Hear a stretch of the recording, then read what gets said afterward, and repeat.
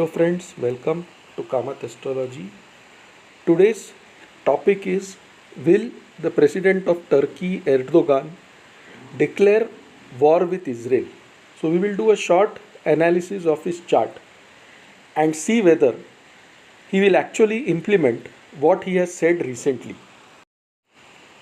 So the chart on the left hand side is of Turkey President Recep Tayyip Erdogan, who was born on 26th February 1954, 4:25 am in Istanbul. Now, if you look at this chart, this person is born with the Dhanu Lagna or the Sagittarius ascendant, and in the ascendant itself, you can see Rahu there. Now, Sagittarius is the first house, so it represents his personality. It is the natural ninth house of the zodiac. So it represents a person's religious beliefs, spirituality. Now Sagittarius is a sign which represents dharma, which represents principles, which represents rules, and Rahu, as we know, is a rule breaker. So this shows this person is very cunning and he will try to use religion to achieve his own gains. That is why you can see him as a crusader of the Muslim religion or Islam. But in reality, this person may have different aspirations, is what this shows. Now look at the 7th house in this chart. It is the sign of Gemini, where you see two planets, Uranus, that is UR, and Ketu. And both have a very close conjunction. They are separated by just 2 degrees. Uranus is at 26 degrees and Ketu is at 28 degrees. Now what is Gemini? Gemini is a sign of communication. It is the 3rd house in the natural zodiac, but in Erdogan's chart, it is the 7th house, which represents partnerships, which represents opponents, which represents his business alliances. Now when Uranus is with Ketu, such a person self-alienates himself from his partners. That is why you can see Erdogan is in conflict with most nations. Uranus is about suddenness, eccentricity, and Ketu is about loss, and the 7th house is about relationships and partnerships. So you will always find this person in conflict with other nations, other partners. Now have a look at the 12th house in the chart. It has 2 planets, Mars and Moon, shown by the purple square. Both are at exact 15 degrees. Now Moon is generally debilitated in the sign of Scorpio, but here a Neech Bhang Rajyog is formed because Mars is with Moon. Mars is the ruler of the Scorpio sign, and Scorpio sign represents secrets.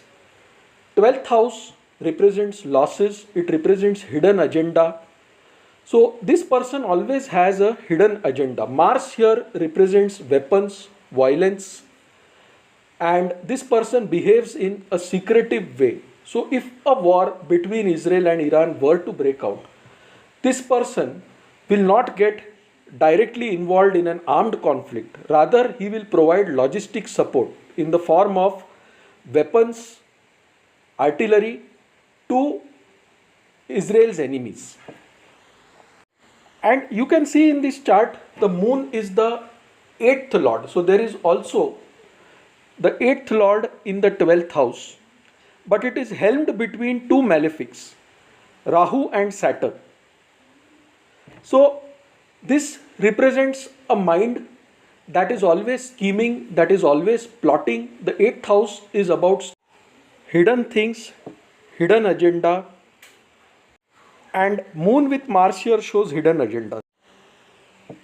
Now let us look at the 3rd house in this chart. The 3rd house tells how a person takes action. It represents his courage, it represents his actions, it represents his siblings. So here you can see Venus and Mercury together. Venus is again the 6th lord and the 11th lord. Mercury is the 7th lord and the 10th lord in this chart. So this shows that this person is very wealthy, and the sun here shows that he will have a lot of ego clashes. with his siblings, with his neighbors, with his partners. Mercury rules the seventh house, seventh lord is in third house, 10th lord is in the third house. So all this shows lot of ego clashes. Person is too proud about his wealth, his political status, and that can really result in his downfall in the times ahead. Now let us look at Jupiter also. Jupiter, that is Guru, is placed in the sixth house of Taurus and rules the fourth and the first house. So when the fourth lord is in the sixth house, within his own country, he will have a lot of enemies, and that will be primarily due to his own religious beliefs, his own misconceptions about religion. The sixth house also tells us about what kind of enemies you will have, what kind of conflicts you can get into. And mainly Jupiter's presence here shows you will get into disputes related to religious beliefs. Your enmity with people will be primarily because they belong to other religions. Now remember that Jupiter is our belief system. Jupiter represents the Jiva Karaka. Saturn is the Karma Karaka. Saturn is the judge who gives us the results of our actions.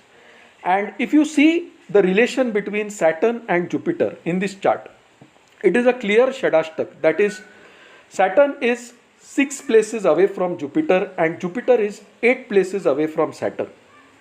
So this means that a person's belief system and the actions that he really takes are not in synchronization. He will say something, but he will act in a very different way.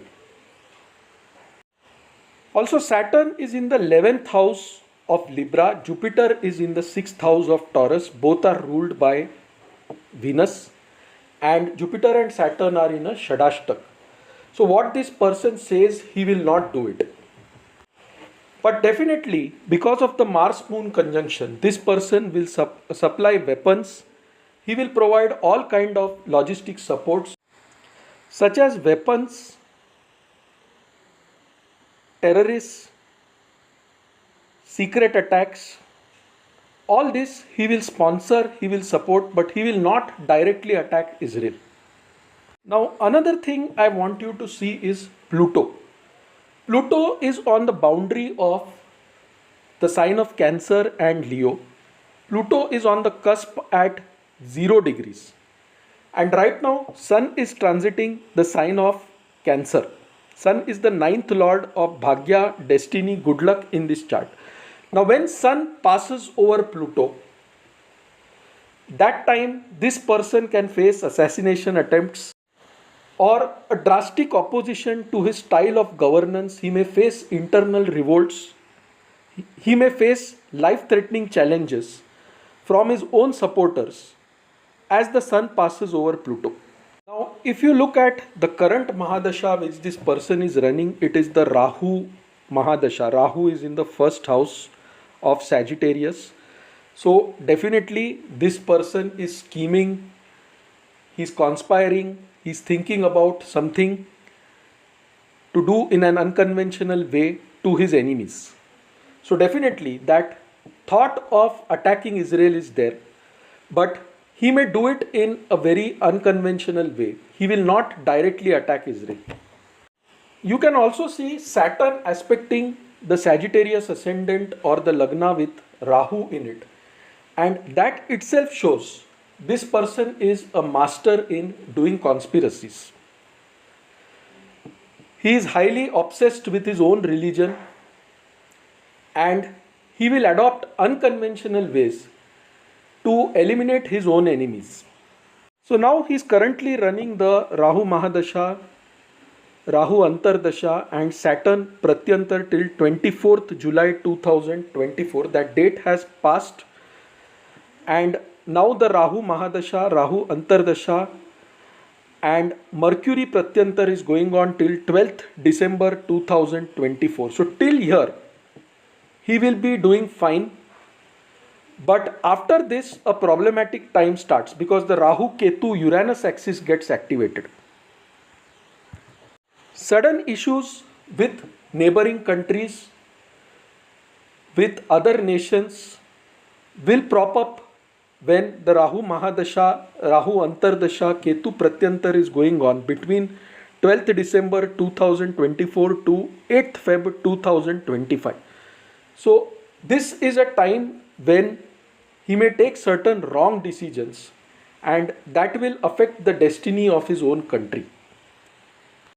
Now, Rahu is in the ascendant and Sagittarius is the sign of Dharma. Rahu is also obsession. So, this person has a strong obsession about his own religion, is what is clearly seen. And since Rahu Mahadasha is going on right now, Sagittarius also represents a leader. So, this person wants to project himself as a religious leader, is what this shows. So, in this Mahadasha, this person will try to project himself as a leader of Islam, of the Muslim world. And that is the reason why he is saying he will attack Israel. But there is a big gap between what he says and what he will do due to the Shadashtak between Jupiter and Saturn. So, definitely, directly he will never attack Israel. But as I said earlier, he will provide all kinds of support in the form of weapons, terrorists, and any other kind of logistics. Now, this person or his country, Turkey, will be actually involved in a war when he is having the Rahu Mahadasha, Rahu Antardasha, and Mars Pratyantar, and that happens between 30th November 2025 and 27th Jan 2026. So that is when Turkey will be actually involved in a very big war. So friends, this is my analysis. Hope you like this video, and let us see what happens in the next few months. Now, if you like this video, please mark it as liked on YouTube. If you have not subscribed to our channel, you can do so by clicking the subscribe button.